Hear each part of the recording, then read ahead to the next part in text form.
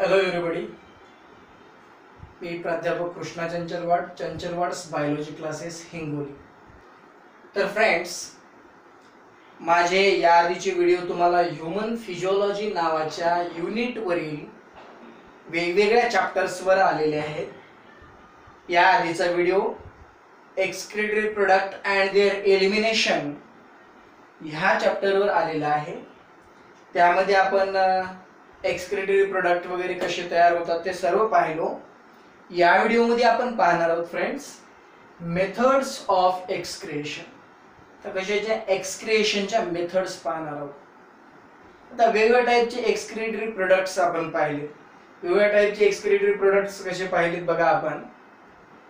जसं की ammonia, urea, uric acid, CO2 हे सगळे काय येतात एक्सक्रीटरी प्रोडक्ट्स. मीन्स आपण त्यांना काय म्हणू मेटाबॉलिक वेस्टेजेस.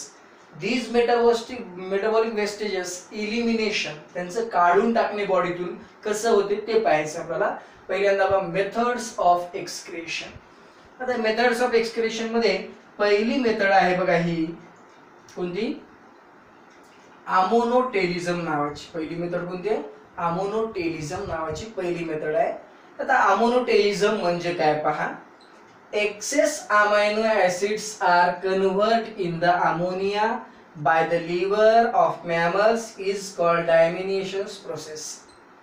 आपल्या लिव्हर मध्ये आपल्या आणि मॅमल्सच्या लिव्हर मध्ये काय होतं एक्सेस झालेले amino acids. Excess amino acids म्हणजे कोणते हो जास्त झालेले अमायनो ऍसिड्स.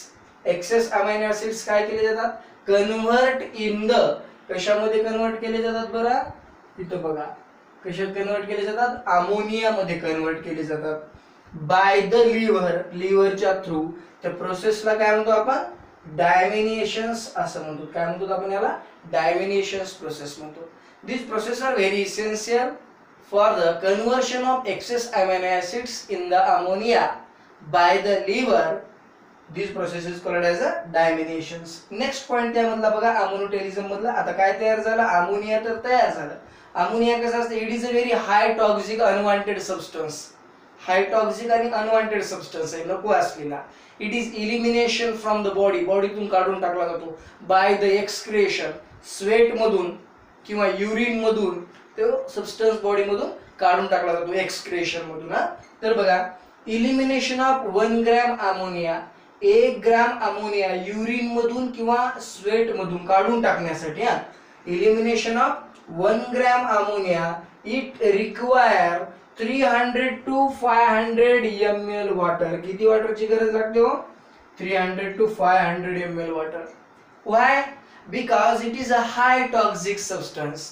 हा कसा आहे खूप हाय टॉक्सिक सबस्टन्स असल्यामुळे त्याला इलिमिनेट करण्यासाठी 1 ग्रॅम अमोनिया आपल्या बॉडीतून इलिमिनेट म्हणजे काढून टाकण्यासाठी किती वॉटरची गरज लागते it require 300 to 500 ml water. आपण युरिन मधून वगैरे आपल्या बॉडीतून तो बाहेर पडतो. नंतर बघा elimination of ammonia by the excreta. This phenomenon is called as a ammonotelism. Ammonia urine मधून फेसेस मधून बॉडीतून काढून टाकला जातो त्या प्रोसेसला काय म्हणालो आपण अमोनोटेलिझम असं म्हणालो. Elimination of ammonia by the excreta this phenomenon is called ammonotelism. त्या प्रोसेसला काय म्हणू आपण ammonotelism. This excretion occurs in this animals is called ammonotelic animal. ज्या ॲनिमलच्या बॉडीमधून अमोनिया इलिमिनेट केला जातो एक्सक्रेटाच्या थ्रू युरिन अँड फेसेसच्या थ्रू त्या ॲनिमल्सला आपण काय म्हणतो मग this process occurs in this animals is called ammonotelic animals. आपण त्यांना काय म्हणतो अमोनोटेलिक ॲनिमल्स असं म्हणतो. एक्झाम्पल बघा कोणते कोणते आहेत अमोनोटेलिक ॲनिमल. Bony fishes. आता वॉटर खूप जास्त लागते ना रिक्वायरमेंट वॉटरची खूप जास्त असते. अमोनिया 1 ग्रॅम जरी काढून टाकायचं असेल मग हे कोणते ॲनिमल्स असतील शक्यतो अक्वाटिक ॲनिमल असतील. मग त्याच्यामध्ये कोणते बोनी फिशेस. फिशेसचे 2 प्रकार आहेत बघा कार्टिलाजिनस फिशेस आणि bony fishes. But bony fishes मध्येच अमोनोटेलिझम होते. नंतर अक्वाटिक अँफिबियन्स. अँफिबियन्स म्हणजे उभयचर आणि असे अँफिबियन जे शक्यतो पाण्यात राहतात जसं की बघा टॉर्टॉइज असेल क्रोकोडाईल असेल हे एक्झाम्पल्स कशाचे आहेत अक्वाटिक अँफिबियन्सचे आहेत. ओके असे हे काय आहेत मग bony fishes and aquatic amphibians are it is काय म्हणू आपण त्यांना अमोनोटेलिक एनिमल्स. आणि दुसरं कोण अक्वाटिक इन्सेक्ट सुद्धा देखील. हे बघा इथं अक्वाटिक इन्सेक्ट हे सगळे काय आहेत अमोनोटेलिक एनिमल आहेत. अमोनोटेलिक म्हणजे काय ह्यांच्या युरिन आणि फेसेस मधून अमोनिया इलिमिनेट केला जातो. Do you understand? मला वाटतं तुम्हाला हे अमोनोटेलिझम समजलं असेल. नेक्स्ट पहा आता युरिओटेलिझम. नेक्स्ट तर युरिओटेलिझम म्हणजे काय बरं? आता हा युरिओटेलिझम म्हणजे काय पहिल्यांदा पहा. Elimination of urea by the excreta. This phenomenon is called as a ureotelism. म्हणजे युरिन मधून किंवा फेसेस मधून युरिया बाहेर पडतो त्याला युरिओटेलिझम म्हणतो. आता युरिया कसं तयार होते बघा. High toxic ammonia. कोण? High toxic ammonia are convert in the low toxic form urea in the liver of the animals. This process is called as a ornithine cycle. बघा जास्त टॉक्सिक असलेला अमोनिया. तर काही लिव्हिंग ऑर्गॅनिझमच्या बॉडीमध्ये तेवढं वॉटर अवेलेबल नसतं. मग काय केलं जातं अमोनिया बॉडीतून बाहेर पडत नाही. मग अमोनियाला बाहेर पडण्यासाठी high amount of the water are required. Then ज्या लिव्हिंग ऑर्गॅनिझम मध्ये कमी अमाऊंट आहे वॉटरचं त्यांच्या बॉडीमध्ये काय होतं मग अमोनियाचं रूपांतर युरियामध्ये होते. And this phenomenon is called as a ornithine cycle. आणि कोण करते ते? High toxic ammonia convert in the low toxic form urea by the liver. कोण करते? लिव्हर करते. आणि त्या प्रोसेसला काय म्हणतो आपण? ऑर्निथाइन सायकल असं म्हणतो. मग elimination of urea of the excreta. This phenomenon is called as a ureotelism. Urine आणि फेसेस मधून एक्सक्रेटा म्हणतो आपण त्याला. त्यामधून युरिया बाहेर पडतो त्या प्रोसेसला काय म्हणतो? युरिओटेलिझम असं म्हणतो का. नंतर elimination of 1 gram urea. 1 gram urea बॉडीतून काढून टाकण्यासाठी किती? It require 50 ml water. म्हणजे अमोनियापेक्षा युरिया कसा आहे? लो टॉक्सिक आहे. इट रिक्वायर किती? 50 ml वॉटर. आता एक्झाम्पल्स कोणते आहेत बघा. कोणत्या ॲनिमलचे?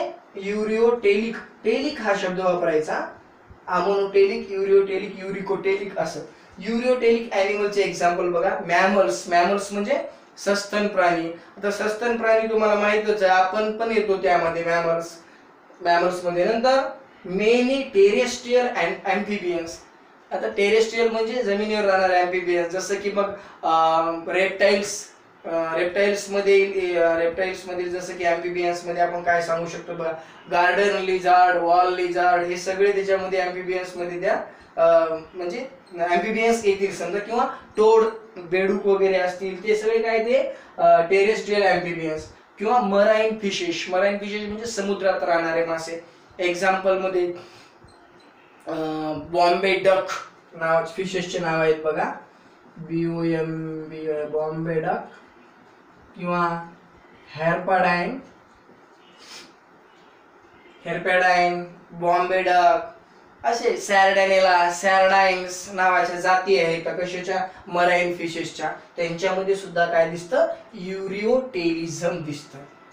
दोन्हीही अमोनोटेलिझम, युरिओटेलिझम. अमोनिया लिव्हिंग ऑर्गॅनिझम बॉडीतून कसा बाहेर काढतात आणि युरिया लिव्हिंग ऑर्गॅनिझम बॉडीमधून कसा बाहेर काढतात. त्यावरून अमोनोटेलिझम आणि युरिओटेलिझम तुम्हाला व्यवस्थित समजला असेलच. त्यानंतर बघा लास्ट युरिकोटेलिझम. आता युरिकोटेलिझम म्हणजे काय फ्रेंड्स? लक्ष द्या. Elimination of uric acid from our body. म्हणजे आवर बॉडी किंवा लिव्हिंग ऑर्गॅनिझमच्या बॉडीतून युरिक ऍसिड इलिमिनेट केला जातो by the excreta urine and फेसेसच्या थ्रू. त्याला काय म्हणतो आपण? युरिकोटेलिझम. बघा हाय टॉक्सिक अमोनिया. इथं सुद्धा तसंच.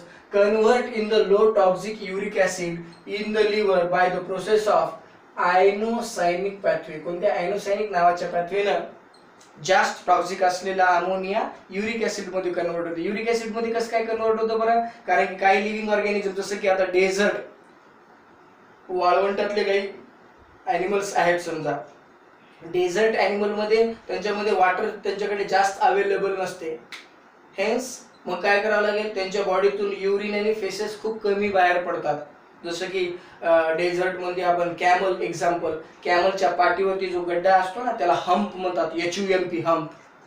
आणि त्या हम्प मध्ये त्या हंपमध्ये कनेक्टिव्ह टिश्यूज असतात. This connective tissues are responsible for the conservation of water जमा करून ठेवतात. किंवा किडनीमध्ये नेफ्रॉन नावाचा एक मायन्यूट पार्ट आहे, त्याच्यापासून युरिन फॉर्मेशन होते. तो नेफ्रॉनचं लूप ऑफ हेनल नावाचा एक ऑर्गन आहे, तो लांब असतो. वॉटर कन्झर्वेशन करतात, युरिन बॉडीतून जास्त बाहेर पडू देत नाहीत. किंवा फेसेस जरी बाहेर पडले तर पातळ त्यांचे फेसेस बाहेर पडत नाहीत. काय होतं, ते घट्ट बाहेर पडतात. का बरं, की वॉटर कन्झर्वेशन करण्यासाठी.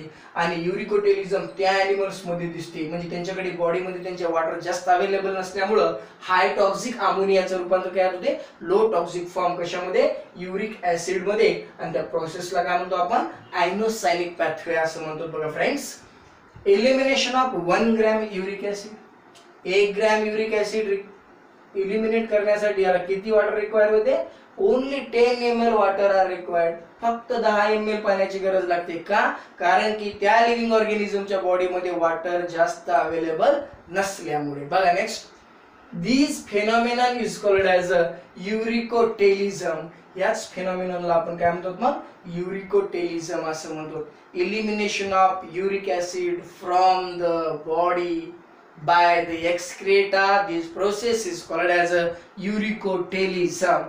तर बघा, एक्झाम्पल्स ऑफ युरिकोटेलिक ॲनिमल, ज्या ॲनिमल मध्ये जी प्रोसेस दिसते त्या ॲनिमल्सला काय म्हणतो आपण, युरिकोटेलिक ॲनिमल म्हणतो. एक्झाम्पल्स मध्ये कोण येतात, रेप्टाइल्स. रेप्टाइल्स म्हणजे काय, सरपटणारे.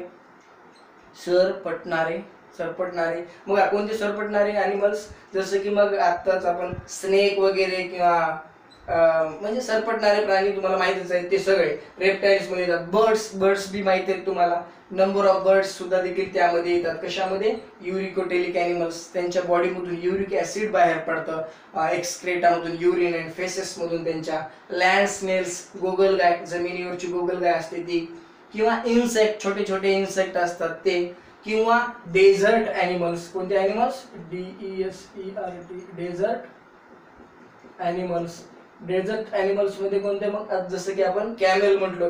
एक लक्षात ठेवा, कॅमेल हा बायोलॉजी मध्ये 2दा येतो. बघा कॅमेल कुठे येतं, RBC ह्या न्यूक्लिएटेड असतात फक्त मॅमल्स मधील, कॅमल्स मध्ये. आणि डेझर्ट ॲनिमल आहे तो कोण, कॅमल. आणि तो कशाचं एक्झाम्पल आहे, युरिकोटेलिझमचं, म्हणजे युरिक ऍसिड त्याच्या बॉडीतून बाहेर पडते.